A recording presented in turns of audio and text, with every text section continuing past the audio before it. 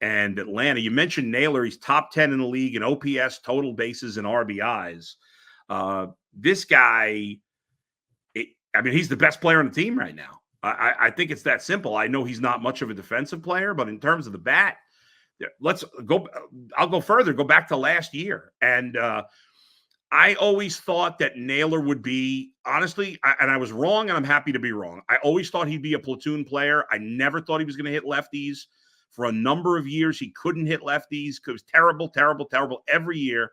And then he broke through against lefties last year, and he's not looked back. Since the start of last year, he's been one of the better hitters in the American League. He probably should have made the All-Star team last year. He was borderline. And again, long way to go, but he's off to a great start to try to make the All-Star team this year. His energy, his leadership, his enthusiasm. I undersold this guy. All due apologies to him. I liked him, but I didn't love him. I love him now. How could you be a Guardians fan and not love Josh Naylor?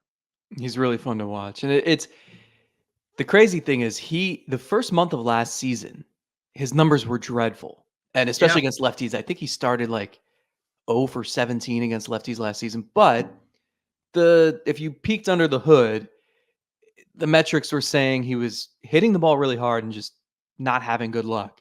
And then something happened, and on May 1st last year, everything changed. And the rest of that season, he could hit lefties, he could hit righties, he could hit switch pitchers, he could hit no-armed pitcher. It didn't matter what you threw out there. And he never looked back. He was the heartbeat of that lineup. And then when remember the day the mutiny in the clubhouse when they traded Savali and they traded Josh Bell, and then they got no hit. And that was also the day he went on the injured list. That's right. So I think that got overlooked a little bit too. And this is a reminder of what he means to that lineup and to that dugout. And I think you saw it when they traded for him. They knew he was a different hitter because he's a big dude. So there's power in there. He's got bat speed. And in the minors, he wouldn't strike out much. And that was what was so intriguing is this guy makes a lot of contact. He should hit for more power because he's this big, strong dude. We didn't quite see it. You saw flashes of it. Then he got the injury and he was out for a while and he had to work back from that. And I think what you're seeing now is the fully evolved Josh Naylor as a hitter, where you're seeing the power. He's got 6 home runs and he's not striking out. He has 10 strikeouts and 8 walks. So what he's doing is he used to be a free swinger who would chase everything. The fastball at his eyes, he loved to try to hit. He would, especially against lefties, he was susceptible to the breaking ball low and away. And now he's laying off those pitches. I think his chase rate, if you want to get nerdy, went from the 4th percentile last year to right around the 60th percentile this year. So what he's doing is saying, I'm not going to chase those pitches that you used to be able to tempt me with. So you're going to have to come into the strike zone. And we know I can make a lot of contact and I've got a lot of power. So I'm going to force you to throw me the pitch that I want to hit. And it sounds simple, but I think it takes a couple of years to learn yourself as a hitter. And now he's got the confidence where he can hit lefties. The opposing team can't just go to the bullpen and bring in their best lefty reliever every time he comes up, because he showed yesterday, that's not going to bother him anymore. So he is the perfect person to hit behind Jose Ramirez. And once Ramirez gets going, man, that's a fun top of the lineup. The one flaw with Naylor is he's missed time due to injury every season.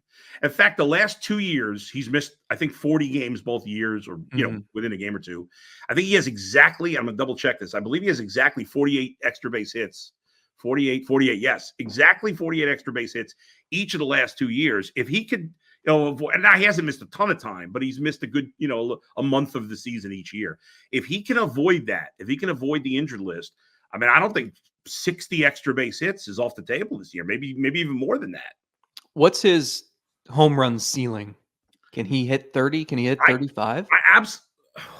35. I think he absolutely could hit 30. I guess if he could hit 30, I can't say 35 is crazy. I think that's pushing it a lot. Obviously, his career high was 20 in 2020. What year is this? 2022.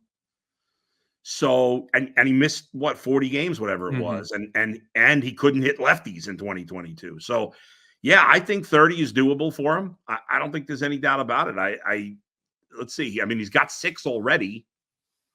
You know, I mean, he's more than a third of the way to what he had last year in far from a third of the games he played. You know, he's only at like a sixth of the games he played last year. So I think if he stays healthy, yeah, I think I'm expecting him to hit. If he plays 150 something games, I'm expecting him to have at least in the upper 20s in terms of homers and at least 50 extra base hits. I mean, and if he does that, he's certainly going to be an all-star.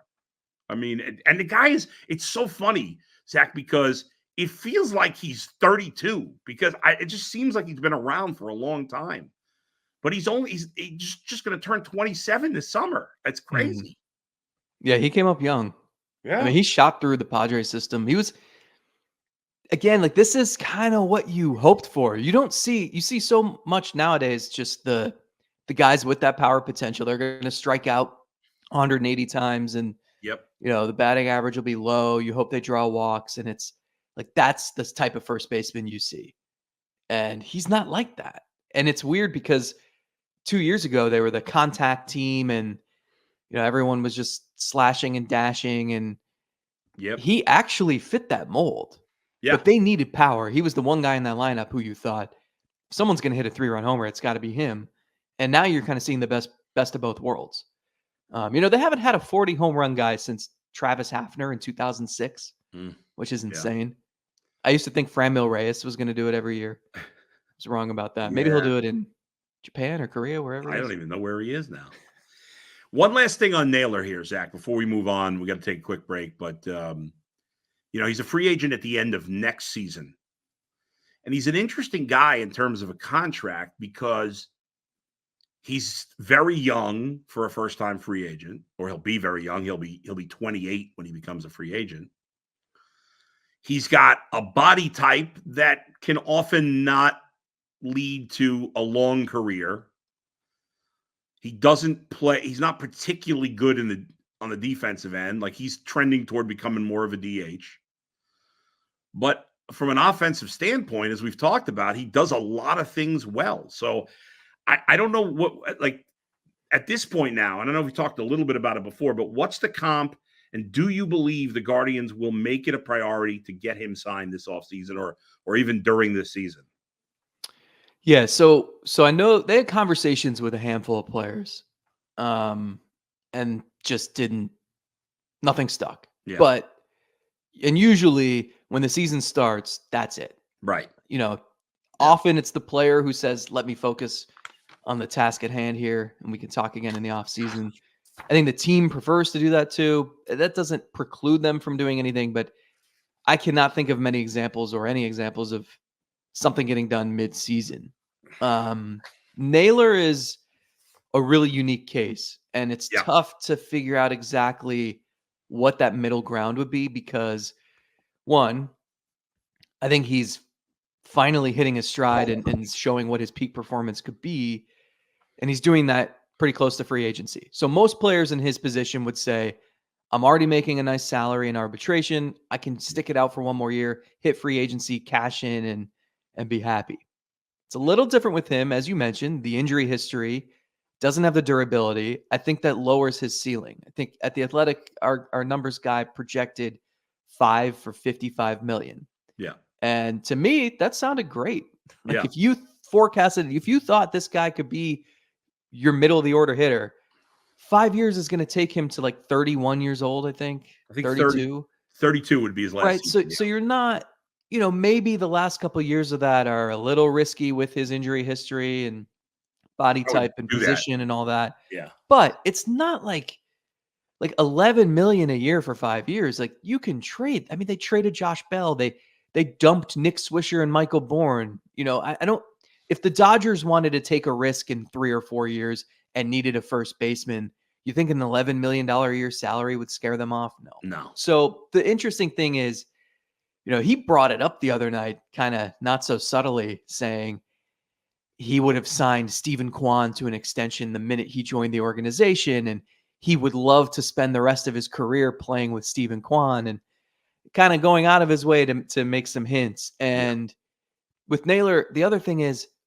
who wouldn't want to play with their brother? Like they get along great. Right. So, and that's such a unique opportunity. I think that helps the Guardians too. So I really don't think you'd have to break the bank for him.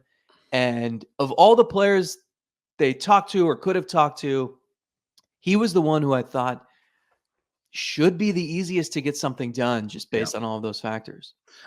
No doubt about it. I mean, if he were willing to accept 5 for 55, I mean, the Guardians would be crazy not to sign him at that number. I mean, because even like you say, even if he doesn't pay off in the last 2 years, he's going to overproduce his salary the next 3. I think. I mean, he's overproducing his salary the last 2 years to begin with. So, I mean, you're getting at worst a borderline caliber all-star at $11 million a year. I think it's a no-brainer.